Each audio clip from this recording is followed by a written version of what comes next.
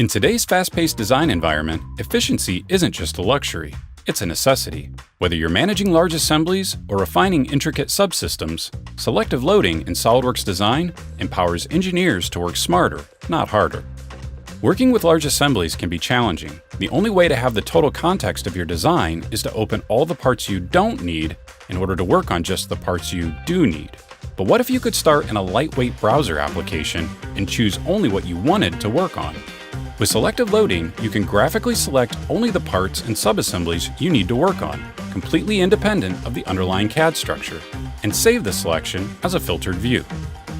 In SOLIDWORKS Design, instead of waiting for every component, mate, and reference to load, you can surgically open just the parts you selected and begin designing right away.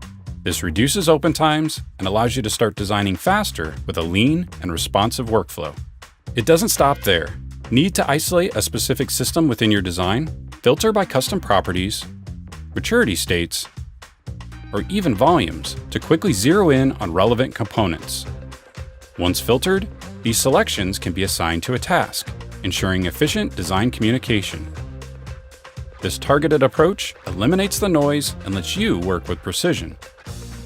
Finally, selective loading supports the creation of filters that can represent different variations of your design and can be saved, reused, and even released as part of your design documentation.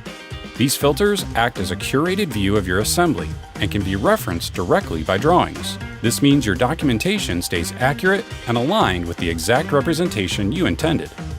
Selective loading isn't just a convenience, it's a strategic tool for modern design. By enabling focused access, intelligent filtering, and built-in governance, selective loading ensures your assemblies work for you, not the other way around.